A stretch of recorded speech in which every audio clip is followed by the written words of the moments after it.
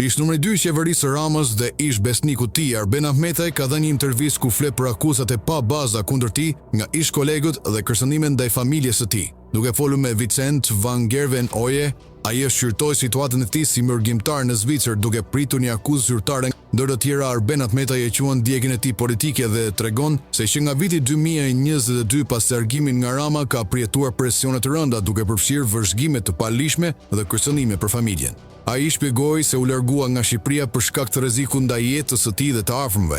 Arben Ahmetaj pretendon se kërcënuesit kishin akses në sistemin e sigurisë e në banesën e tij madje kërcënuan datën e fëmijëve të tij.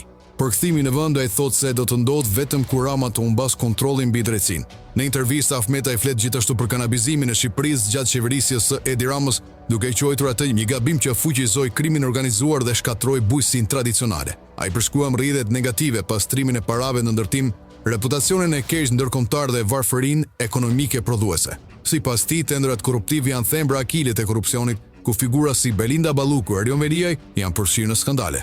Arben Ahmetaj quajnë në arrestimin e Veliaj një teatër i organizuar nga Edi Rama për të mbajtur partinë në kontroll. Ai beson se Shtetet e Bashkuara janë garancie vetme për reformën e drejtësisë, por shpreh shqetësim për tërheqjen e tyre në angazhimet globale. Përfundimisht, Ahmetaj rrëfen kërcënimet konkrete ndaj tij.